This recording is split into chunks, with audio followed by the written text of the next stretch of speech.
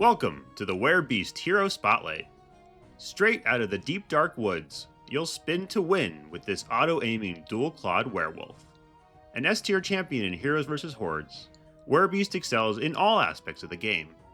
From his ability to progress through early game content with innate cooldown reduction, to surviving Nightmare mode with shields and healing, he's a consistent option for conquering the Hordes. More than anything, the Werebeast is a ton of fun to play. His great thematics, combined with the fact that you can use him in every part of the game, means you'll come to love this uncuddly little monster. So make sure to hide your grandmas and little Red Riding Hoods as we break down the best builds, jewels, and weapons for everyone's favorite Werebeast. Let's first take a look at Werebeast's skills. Ferocious Bite.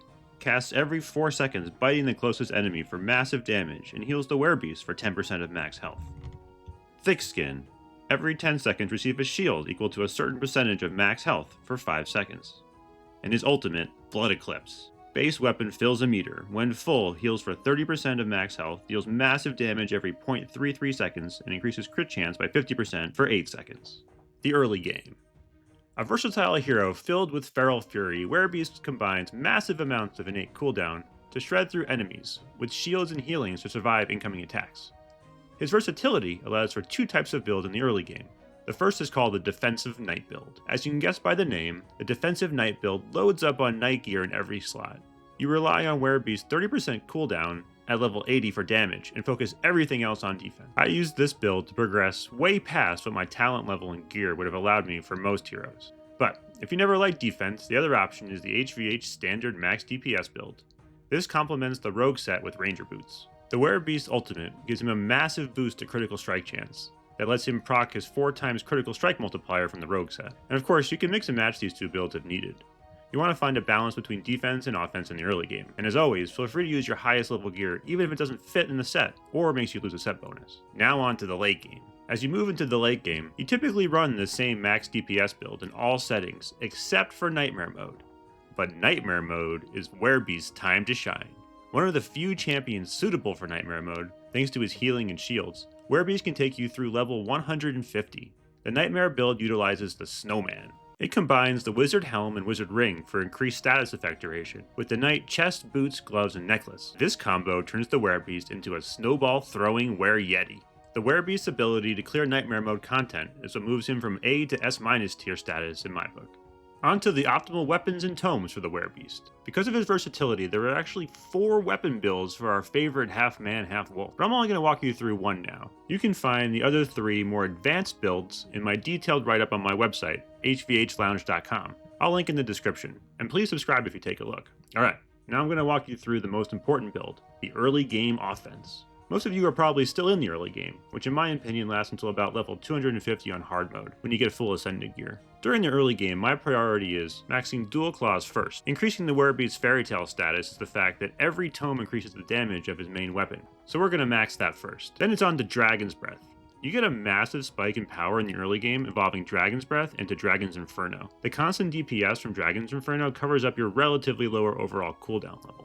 From there, it's on to Fire Orbs, followed by Bombs, and then lastly either Ice Wand, Boomerang, or Divine Aura. Basically, you just fill in whatever you want there at the end. Tomes that complement the build are, in priority order, Damage Tome, Cooldown Tome, Area Tome, Duplicator Tome, and then either Movement, Life, or Recovery, depending on whether you got Ice Wand, Boomerang, or Divine Aura. Jewel priority for Werebeast is very straightforward until very late in the game, and follows the best practices for most heroes. The jewel priority is Ultimate Charge and Ultimate Duration, which you pick up from guild runs, followed by Vulnerability, which you follow up with Cooldown until it hits 60% in the detail window. You cap cooldown at 60% because you get 30% from Cooldown Tome, and 90% is the max cooldown cap in most common modes like normal and hard mode. After that is Projectile P, followed by Area of Effect, which does have a soft cap but probably isn't worth worrying about, and then Explosion if you get there.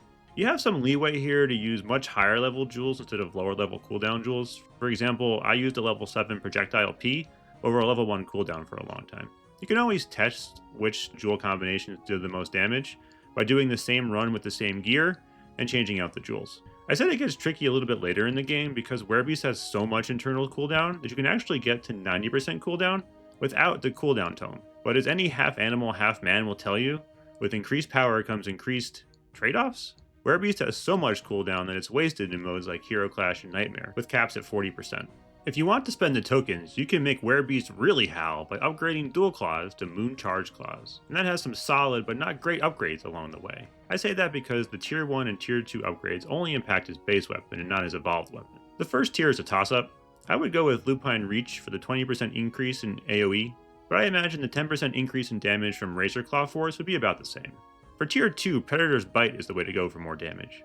Werebeast doesn't really have any bleed effects in his kit, so Bloodhowl Frenzy doesn't make much sense. Mooncharge Claws seem pretty cool, and I could see Howling Terror for more damage at 5 stars, but those two really look like a toss-up also. Proving he's more man than animal, Werebeast can have a pet. The best pet for the Werebeast is probably just your highest level pet. Typically that means either the Pyro Kraken or Ember Paw. I just now, after about 300 eggs, got the Hydro Basilisk, so I'm going to use him. The passives for the pets honestly don't really matter that much. You can go for something with like Disruption from one of the Puncher pets, or you can just max damage using Ember Paw or Pyro Kraken for their passive if you eventually get the Hydro Basilisk. That brings us to the end of the Werebeast Hero Spotlight. Werebeast is great for early game normal mode, hard mode, nightmare, and adventure mode. I love my furry friend, even if he would shred me to pieces. And this is Coles. Please subscribe for more HVH content, or check out my website, hvhlounge.com, for up-to-date builds, guides, and strategies for Heroes vs. Hordes. And remember, always do your adventures.